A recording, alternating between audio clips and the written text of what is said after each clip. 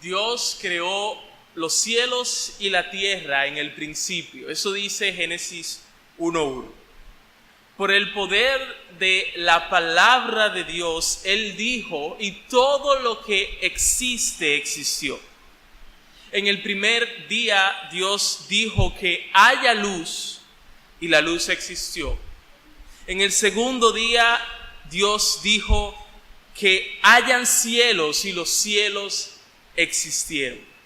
En el tercer día, Dios dijo que haya tierra y mares, y la tierra y los mares existieron. En el cuarto día, Dios dijo que haya sol, luna y estrellas, y el sol, la luna y las estrellas existieron inmediatamente. En el quinto día, Dios dijo que haya animales, y los animales existieron inmediatamente. En el sexto día, Dios creó al hombre, al varón y la hembra, a su imagen y a su semejanza. Y después de que Dios creó todo lo que existe, según vemos en Génesis 1:31, Él vio todo lo que había creado y Él concluyó que era muy bueno. Fue en el séptimo día cuando Dios reposó de la obra que había hecho.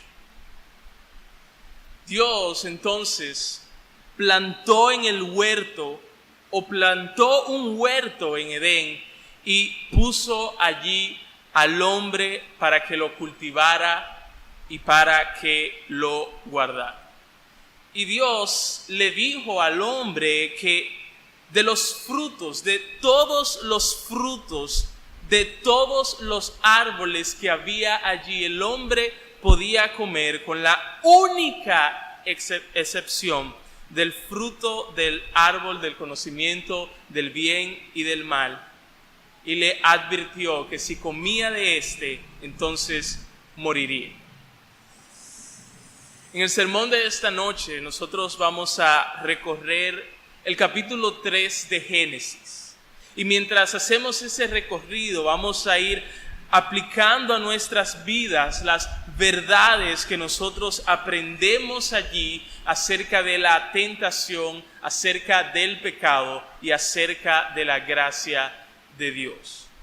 Así que acompáñenme juntos a Génesis capítulo 3 y veamos allí que Dios quiere hablarnos a través de este pasaje en esta noche.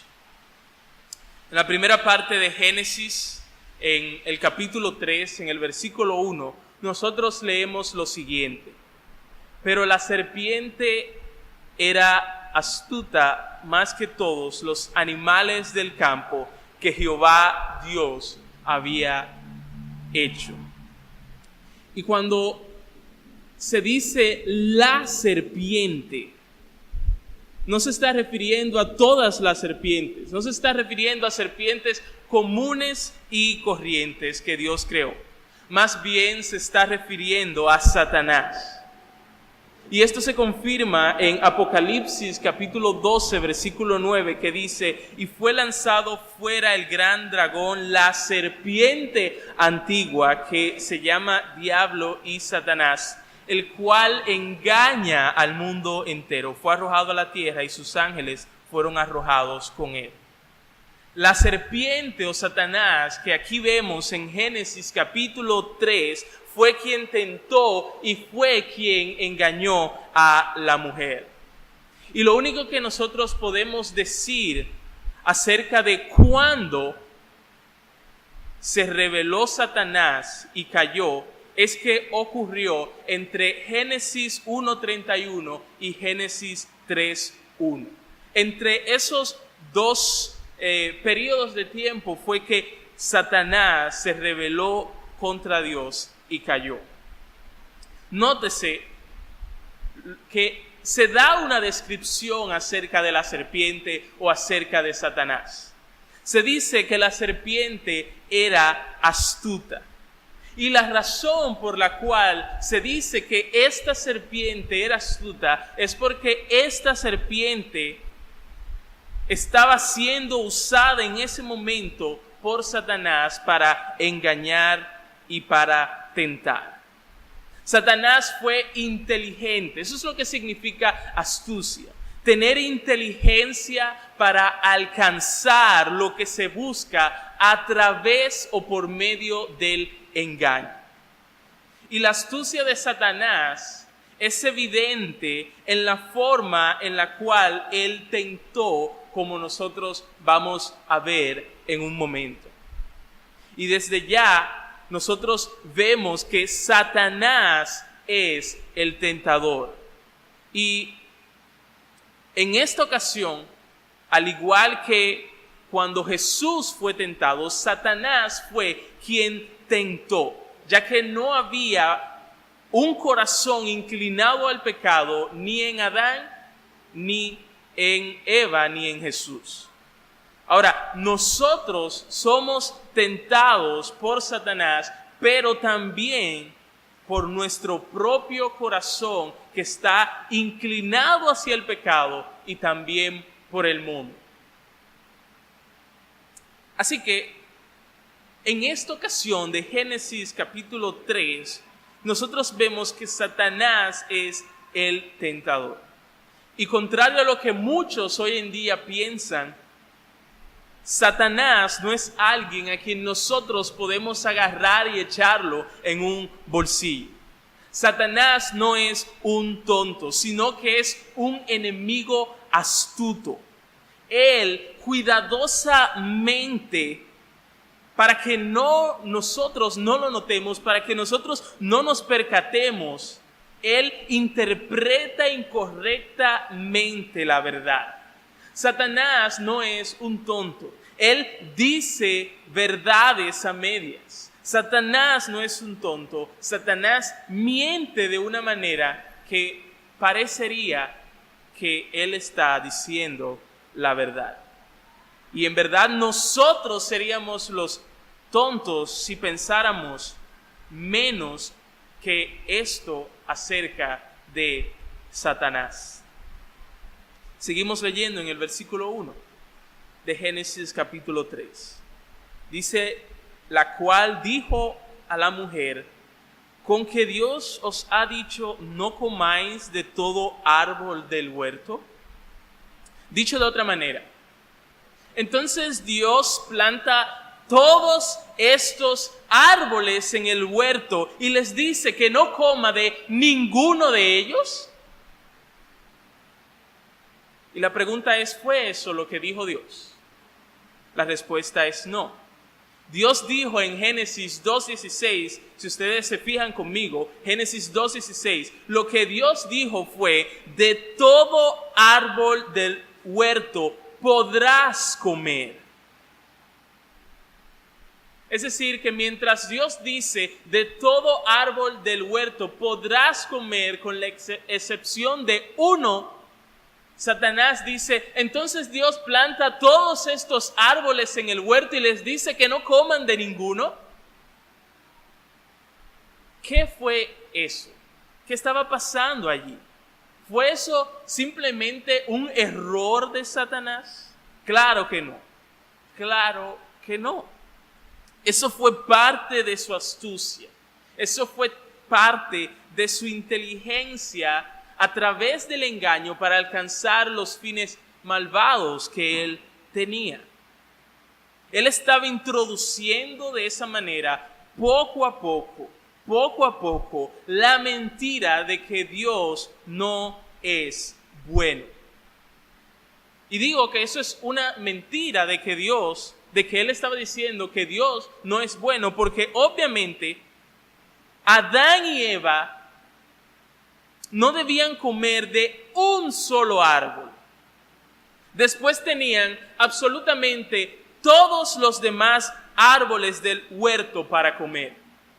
Y según Génesis 2:9, esos árboles eran deliciosos a la vista y buenos para comer.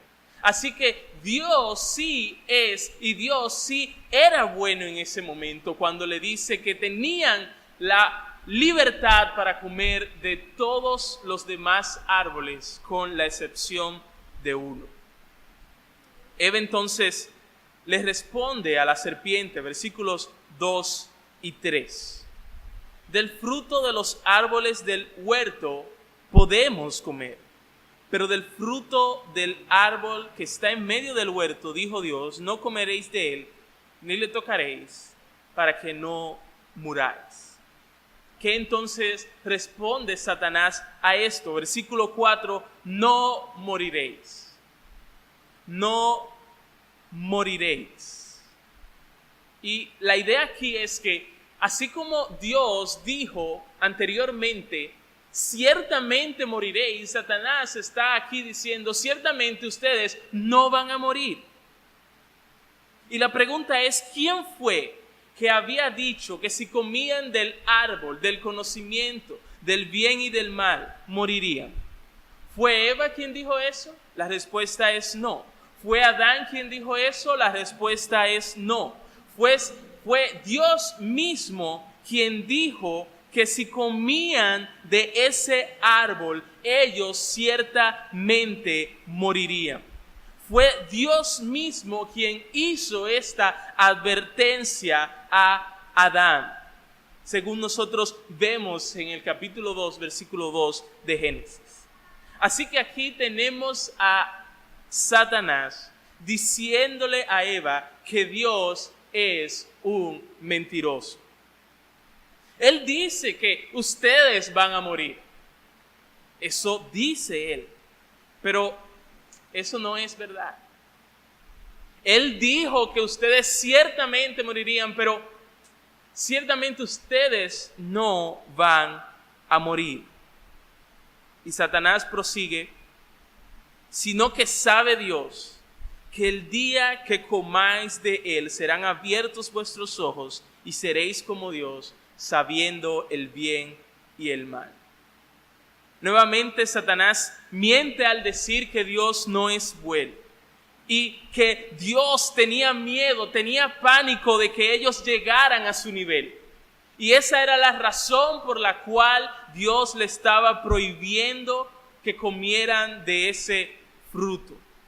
Así que aquí tenemos a Satanás, el homicida y el mentiroso desde el principio. Aquí tenemos a él, Satanás, diciendo que Dios es el homicida del gozo al retener algo bueno de Adán y Eva, y el mentiroso. Satanás, el que es el homicida y el mentiroso, ahora le está diciendo a Eva, Dios es el homicida y Dios es el mentiroso. Y aunque Dios, hermanos y amigos, sabe el bien y el mal, Dios no sabe el mal por experiencia. Dicho de otra manera, Dios nunca ha pecado. Dios nunca se ha negado a sí mismo. Dios nunca ha ido en contra de algo que Él ha establecido como ley. Dios sabe el bien y el mal, pero Él todavía sigue siendo 100% puro. Si Adán y Eva comían del fruto del árbol prohibido, como lo hicieron, ellos comerían o conocerían el bien y el mal, pero dejarían de ser puros debido a su desobediencia.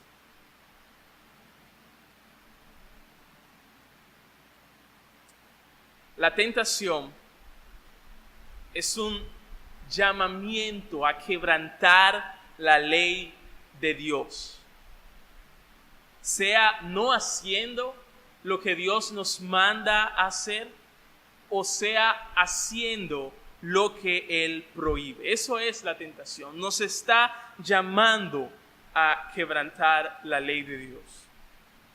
La tentación es un llamamiento a no hacer las cosas de acuerdo a la voluntad de Dios, sino de acuerdo a mi propia voluntad, a mi manera.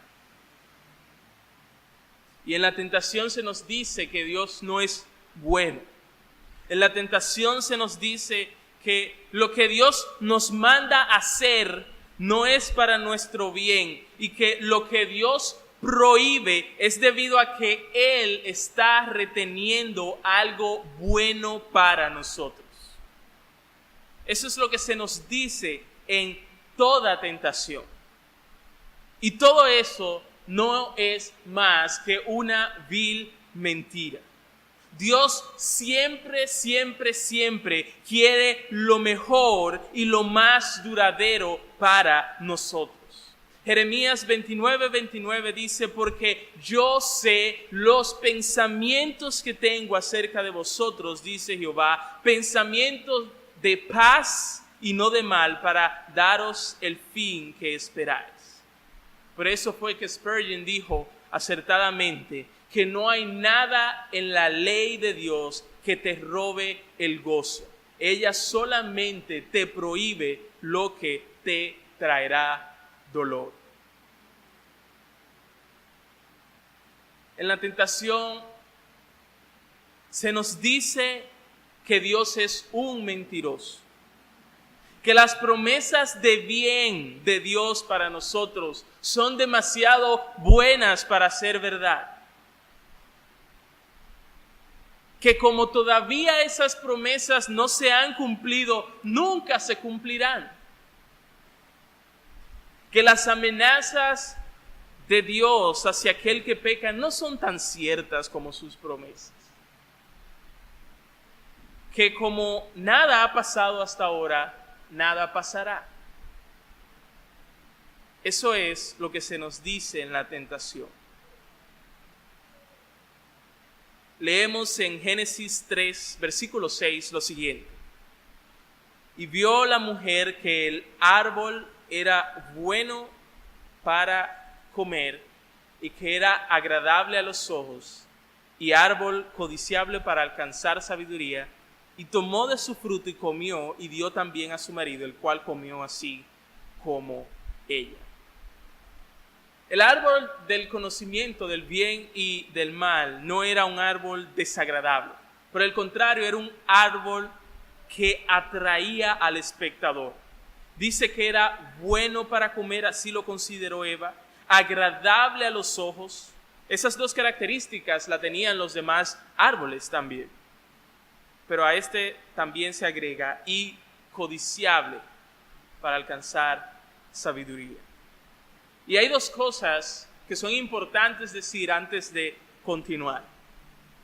En primer lugar, no podemos decir que el fruto de este árbol era una manzana, porque la Biblia no lo dice.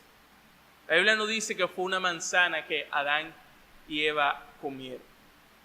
Segundo, en muchas películas y caricaturas se presenta como que Adán estaba lejos de Eva, entonces Eva fue corriendo hacia donde estaba Adán con el fruto y le dio el fruto y entonces él comió.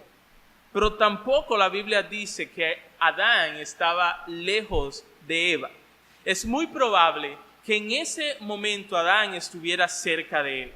Nótese que el texto dice, tomó y comió y dio también a su marido. Aquí no parece haber un largo periodo de tiempo entre cada una de esas acciones. Bien, ¿qué hizo Eva entonces? ¿Qué hizo Eva? Al comer del fruto prohibido y dar a su marido, Eva asintió. Eva dijo que sí, que Dios no era bueno.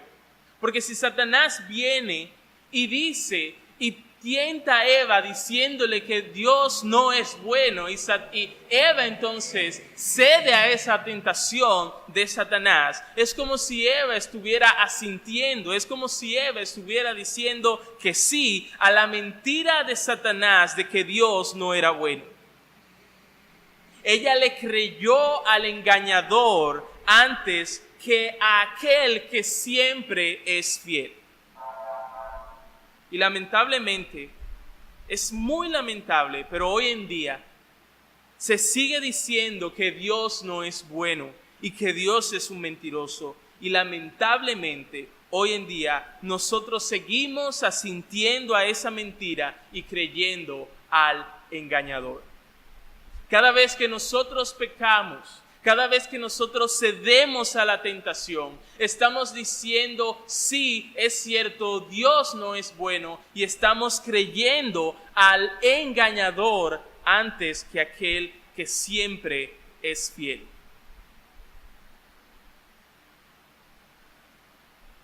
Una de las características que hace que la tentación sea tentación o que hace que la tentación sea fuerte es que somos tentados con cosas a las que nuestro corazón se siente atraído. Cosas que parecen buenas, cosas que se sienten bien. Es por esa razón que nosotros debemos estar alertas. Una vez que nuestra mente y nuestras emociones ceden a la tentación, nuestra voluntad se apresurará a pecar. Vuelvo a repetir, una vez que nuestra mente cede a la tentación y nuestras emociones también lo hacen, nuestra voluntad se apresurará a pecar. Y la pregunta es, ¿creemos que Dios es bueno o creemos que Él es uno que está reteniendo lo mejor para nosotros?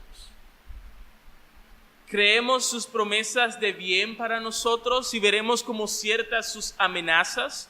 ¿O creemos que Él es un mentiroso? Todo se resume a eso.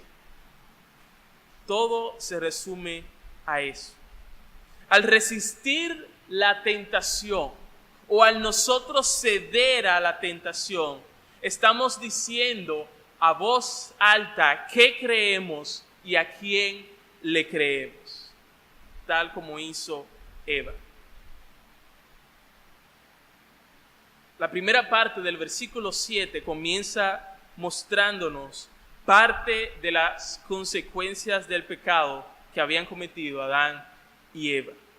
Versículo 7, entonces fueron abiertos los ojos de ambos y conocieron que estaban desnudos. Lo siguiente que vemos en el versículo es un intento de querer arreglar las cosas por ellos mismos, de querer arreglar el desastre que ellos habían hecho. Entonces cosieron hojas de higuera y se hicieron delantales. Antes, ellos no se avergonzaban, ahora sienten vergüenza. Como dos hermanitos entonces, que se esconden de su madre después de haber roto una porcelana fina, así también Adán y Eva trataron de esconderse de la presencia de Dios. Versículo 8. Y oyeron la voz de Jehová, Dios, que se paseaba en el huerto al aire del día, y el hombre y su mujer se escondieron de la presencia de Dios entre los árboles del huerto. Así que no solamente es que antes ellos no tenían vergüenza y ahora están avergonzados. Es que antes ellos se alegraban, se gozaban de estar delante de la presencia de Dios y ahora lo único que sienten es miedo. Y mientras vemos aquí al hombre huyendo de Dios, escondiéndose de Dios, vemos aquí a Dios buscando al hombre, quien es la cabeza de la mujer. Por eso nosotros vemos en el versículo 9 que dice, mas Jehová Dios llamó al hombre y le dijo, ¿dónde estás tú? ¿Para qué esa pregunta? ¿No sabía Dios dónde estaba el hombre? ¿Ustedes creen que unos árboles podrían ocultar a Adán de la presencia de aquel que todo lo ve y todo lo sabe? No. Entonces, ¿para qué esa pregunta de Dios? ¿Dónde estás tú? Dios hizo esa pregunta buscando que el hombre haga lo correcto, que confiese su pecado. Como dice Proverbios 28:13, el que encubre sus pecados no prosperará, mas el que lo confiesa y se aparta alcanzará misericordia. Primera de Juan 1:9, si confesamos nuestros pecados, Él es fiel y justo para perdonar nuestros pecados y limpiarnos de toda maldad. Así que esa es la razón por la cual Dios pregunta al hombre, ¿dónde estás tú? Entonces Adán comienza a hablar, versículo 10. Oí tu voz en el huerto y tuve miedo porque estaba desnudo y me escondí. Y Dios entonces sigue buscando que el hombre confiese su pecado. Él le pregunta, versículo 11, ¿quién te enseñó que estabas desnudo? ¿Has comido del árbol del que yo te mandé no comieses? Y nótense cuán directa fue la pregunta de Dios para Adán. Dios le preguntó, ¿has tú comido del árbol que yo te mandé a ti que no comieses? Eso fue una pregunta directa. Y a esa pregunta directa, ¿cuál ustedes creen que debe ser la manera correcta de responder? La manera correcta de responder es, sí, yo comí del árbol que me mandaste que no comiera, perdóname. Esa es la respuesta correcta. Pero ante la pregunta directa de Dios, ¿has comido tú del árbol que yo te mandé a ti que no comieses? Adán responde en el versículo 12, la mujer que me diste por compañera me dio del árbol y yo comí. ¿Ustedes están notando la respuesta de Adán? Dios no estaba preguntándole por Eva en este momento. Él estaba preguntándole, ¿has tú comido del árbol que yo te mandé que no comieras? Y Adán dice, la mujer que me diste por compañera. Lo que Adán hizo aquí fue culpar a otros por el pecado que él responsablemente había cometido. A Adán nadie lo estaba obligando a pecar. Él fue nada más y nada menos que la víctima, según él.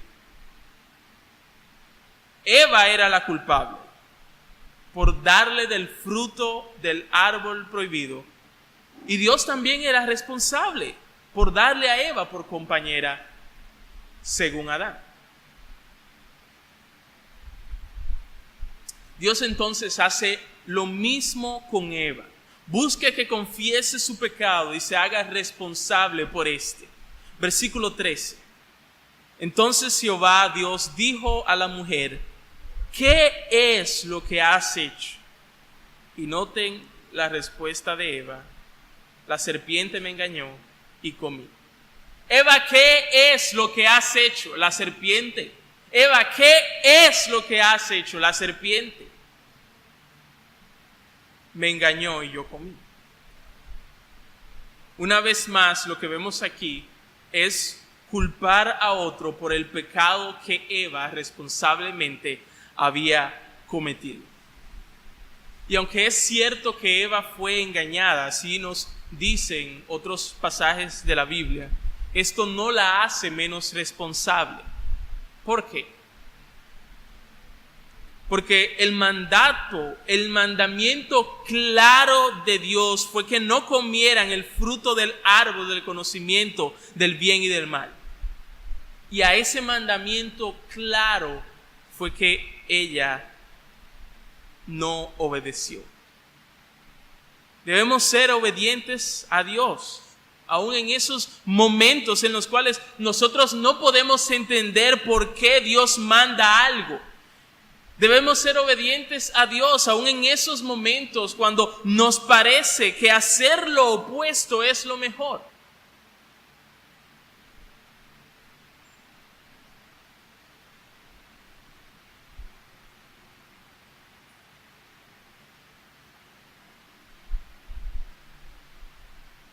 si ya tú cediste a la tentación y pecaste, si ya cediste a la tentación y pecaste, no cometas los mismos errores de Adán y Eva. Primero, no trates de solucionar tu desastre por ti mismo sin ir a Dios primero, porque lo que vas a hacer es empeorar las cosas. Dice un himno: aunque seas siempre fiel, aunque llores sin cesar, del pecado no podré justificación lograr. Solo en ti teniendo fe, deuda tal podré pagar. Segundo, si pecaste, no trates de esconderte de la presencia de Dios, porque es en vano. Y alguien puede decir: pero yo no me escondo de la presencia de Dios. Eso sería tonto. Pero algunas de las maneras en las cuales algunos hacen eso hoy en día es no congregándose con los hermanos de la iglesia. Ellos han pecado y deciden esconderse de Dios. No se congregan junto con los hermanos de la iglesia. Ya no participan de la alabanza, es decir, mientras todos están cantando, ellos simplemente están ahí mirando todo alrededor. No participan de la Santa Cena. Todas esas son maneras de esconderse de Dios después que hemos pecado. Deja de tratar de esconderte de Dios, porque esa no es la solución. Lo que Dios quiere es que confieses tu pecado, pero no de una manera en la cual tú culpas a otros como hizo Adán y Eva. Es que esa persona me saca de quicio. Es que yo no sé, o yo sé, pero es que esa persona me tiene hasta la coronilla. O yo sé que lo que hice está mal, pero esto y aquello. O muchas veces: Dios, tú sabes que yo soy débil, ¿por qué tú me pones en esta circunstancia? Esa no es la confesión de pecado que Dios quiere.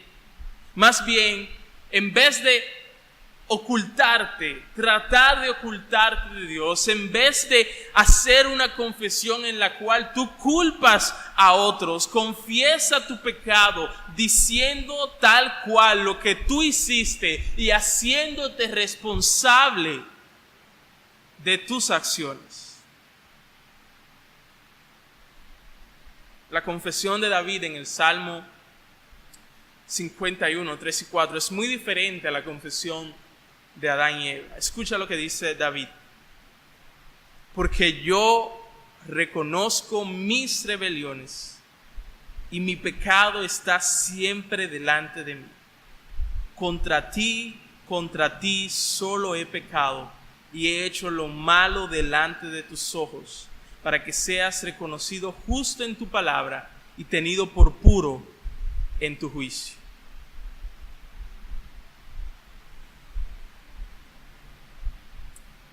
Los versículos 14 al 24 de Génesis, capítulo 3, nos muestran las consecuencias serias y dolorosas del pecado.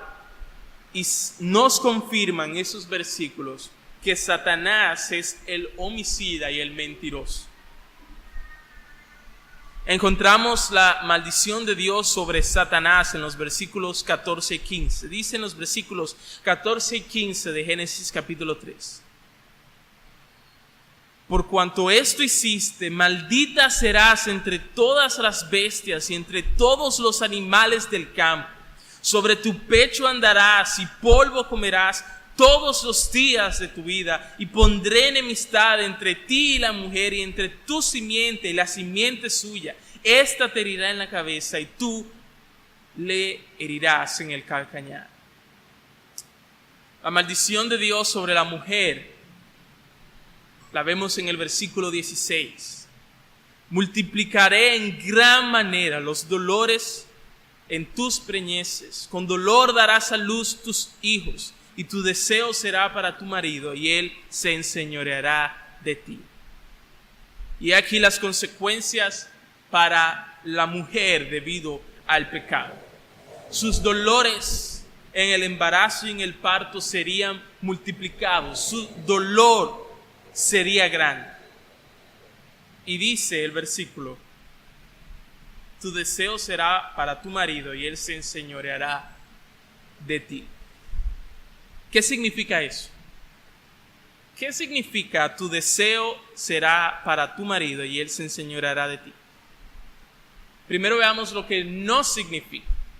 Eso no significa que la sumisión de la mujer hacia su marido vino después de la caída. No significa que la sumisión de la mujer a su marido es una maldición.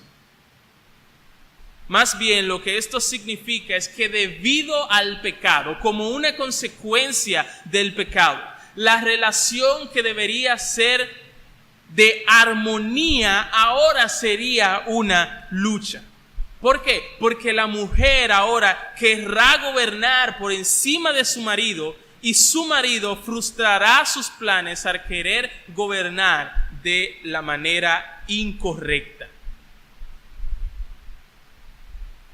¿Alguna vez ustedes se han preguntado por qué en Efesios 5 Dios dice que la mujer debe someterse a su esposo y el hombre debe amar a su mujer? ¿Alguna vez ustedes se han preguntado por qué dice eso específicamente y por qué no dice lo uno para lo otro y lo otro para el otro? Este pasaje de Génesis nos da la respuesta, y es que debido al pecado, la mujer tiende a querer gobernar sobre su marido, y por eso Dios dice que la mujer debe someterse a su marido. Pero debido al pecado, el hombre quiere gobernar sobre la mujer como un tirano sin amor, y por eso es que Dios le dice al hombre que debe amar a su mujer. Alguien comentó lo siguiente: Eva tendrá el deseo pecaminoso de oponerse a Adán y tener liderazgo sobre él, pero Adán también abandonará su rol dado por Dios de guiar, guardar y proteger a Eva. En vez de eso, él tendrá un deseo pecaminoso y distorsionado de enseñorearse sobre ella. Termina la cita. En los versículos 17 al 19 nosotros vemos la maldición de Dios sobre el hombre. Dice: por cuanto obedeciste a la voz de tu mujer y comiste del árbol de que yo te mandé diciendo, no comerás de él, maldita será la tierra por tu causa. Con dolor comerás de ella todos los días de tu vida. Espinos y cardos te producirá y comerás plantas del campo. Con el sudor de tu rostro comerás el pan hasta que vuelvas a la tierra, porque de ella fuiste tomado, pues polvo eres y al polvo volverás. Y según este pasaje que acabamos de leer ahora, el pecado de Adán fue que obedeció a la voz de Eva antes que a la voz de Dios. Ahora, el problema no estuvo en que Adán de por sí prestara atención a las palabras de Eva, porque Eva era su ayuda idónea. El problema estuvo en que él prefirió obedecer a Eva antes que obedecer a Dios. Él obedeció a Eva a costa de su obediencia a Dios. Y aquí las consecuencias para el hombre. Su trabajo, y vuelvo a aclarar o hacer una aclaración, el trabajo no es tampoco una maldición de Dios. Desde antes de Génesis 3, desde antes de que el pecado entrara al mundo, Adán trabajaba cultivando y cuidando la tierra. Entonces, ¿en qué consiste la maldición de Dios sobre el hombre? Su trabajo sería con dificultad, más duro.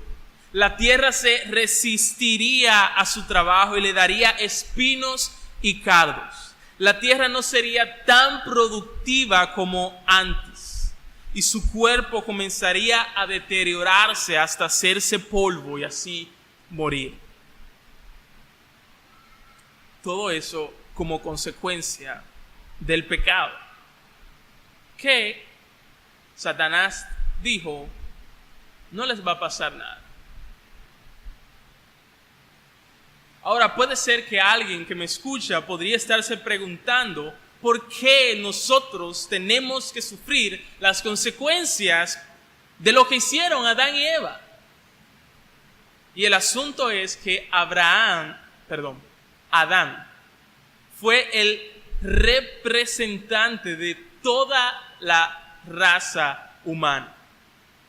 Y como las consecuencias de un presidente afecta a toda la nación, por ejemplo, si el presidente decide entrar en guerra con otro país, eso afectará a todo nuestro país, así como las consecuencias de un presidente o las decisiones de un presidente afectan a toda una nación, así también las acciones de Adán afectaron toda la raza humana.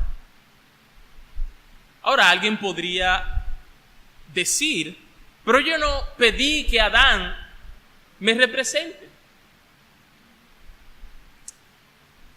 Y recordemos que Adán estaba, esto es importante, Adán estaba en el mejor de los lugares, en el huerto del Edén, en una buena condición. Él fue creado recto y aún así cayó.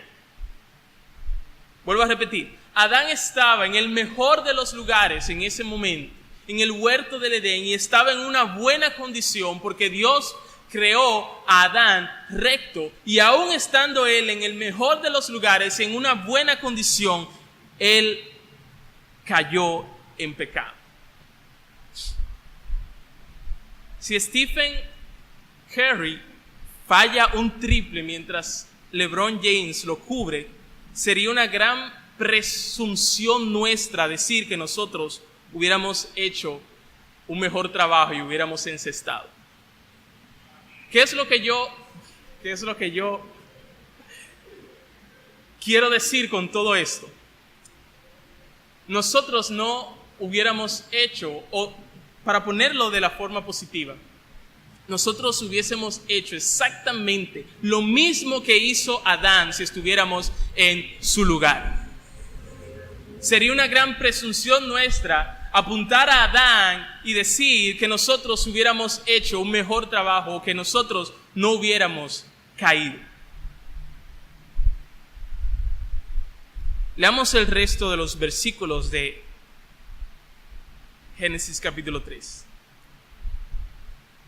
Y llamó Adán el nombre de su mujer Eva, por cuanto ella era madre de todos los vivientes.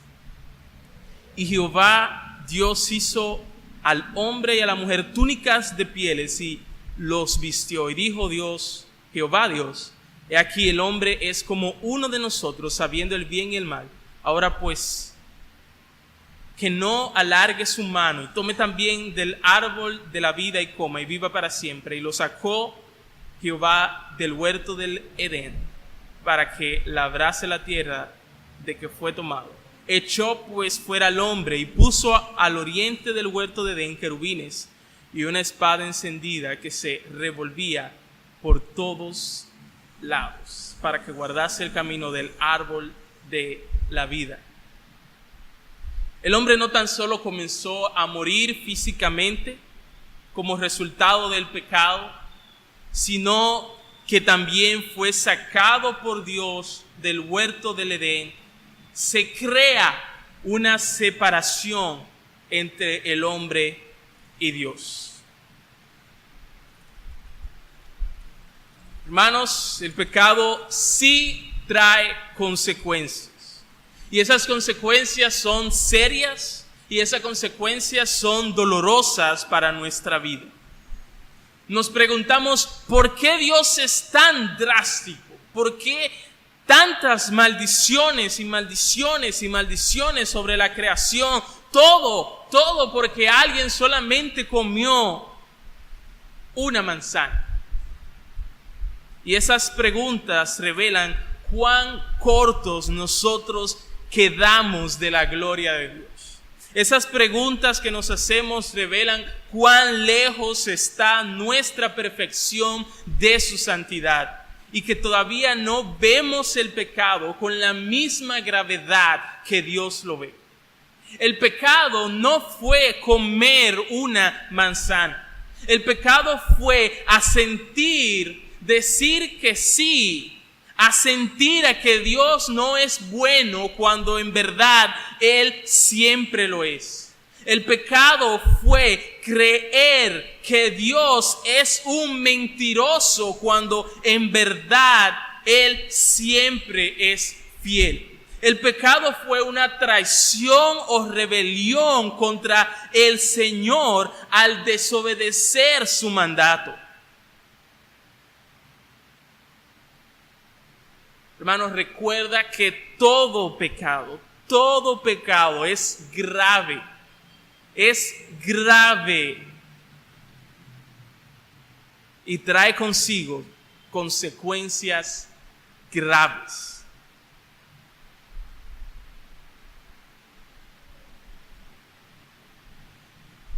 En medio de todo este desastre causado por el pecado, en medio de todo este desastre, vemos la gracia de Dios en Jesucristo. ¿Puedes tú verla? ¿Puedes tú ver cómo el pecado entró al mundo, pero inmediatamente también entró la gracia? ¿Puedes tú ver cómo en medio de la densa oscuridad del pecado, la brillante luz de la gracia se abre paso entre esa densa oscuridad? En medio de maldición tras maldición, hay una buena noticia. Desde el principio, Dios prometió que vendría uno que arreglaría todo el desastre causado por el pecado y que triunfaría sobre Satanás. Eso es lo que nosotros vemos en Génesis 3, versículo 15. Y pondré enemistad entre ti y la mujer, y entre tu simiente y la simiente suya. Esta te herirá en la cabeza y tú le herirás en el calcañar. De quien se habla aquí es de Jesucristo, el cual fue revelado progresivamente a lo largo de todo el Antiguo Testamento. Y leemos lo siguiente en 1 de Juan 1:8. Para esto apareció el Hijo de Dios, para deshacer las obras del diablo. John MacArthur comenta: la descendencia de la mujer designada como esta es Cristo, que un día derrotará a la serpiente. Satanás podría solo herir el calcañar de Cristo, hacerlo sufrir, mientras Cristo herirá la cabeza de Satanás, la destruirá con un golpe fatal. Termina la cita. Jesucristo vino como el representante de todos aquellos que se arrepienten sinceramente de sus pecados y confían plenamente en Él como Salvador. Él vivió la vida en perfecta obediencia a los mandamientos de Dios y Él murió en la cruz del Calvario, sufriendo así el castigo por nuestros pecados, y resucitó trayendo liberación de la esclavitud del pecado. Resucitó trayendo consigo perdón de pecados. Resucitó trayendo consigo reconciliación con Dios. Y junto con esa salvación, la liberación de la creación cuando los creyentes sean manifestados en gloria.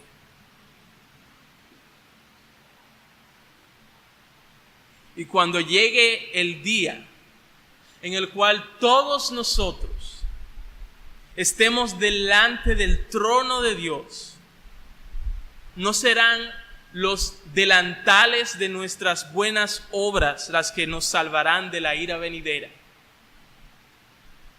sino las túnicas de la justicia de Jesucristo, al cual Dios quebrantó para salvarnos. Como alguien dijo, la justicia de Cristo es todo lo que tenemos delante de Dios, y la justicia de Cristo es todo lo que necesitamos delante de Dios. Mientras haya de vivir y al instante expirar, cuando vaya a responder en tu augusto tribunal, sé mi escondedero fiel, roca de la eternidad. Vamos a orar.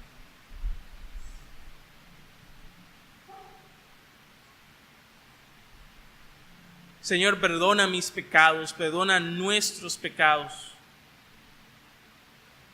Cada vez que hemos creído a la mentira de que tú no eres bueno, cada vez que hemos preferido creer al engaño y no a tu verdad. Perdónanos cada vez que no hemos creído tus promesas de bien para nosotros. Perdónanos cada vez que hemos minimizado tus amenazas. Perdona nuestra grande osadía, nuestro gran y grave pecado de decir que tú no eres bueno y que tú eres un mentiroso en tu propio rostro.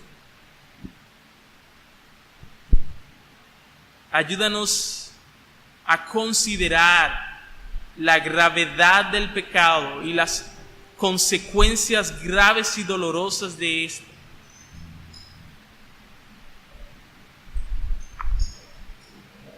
Perdona todos nuestros pecados. Contra ti, solamente contra ti hemos pecado y hemos hecho lo malo delante de ti. Pero es por aquel que tú prometiste y que vino, vivió, murió y resucitó, que nosotros tenemos esperanza de que en ti hay perdón y en ti hay salvación. Gracias, oh Señor, por Jesucristo. Gracias por tu bondad. Gracias por tu gracia, aun en medio de nuestro pecado.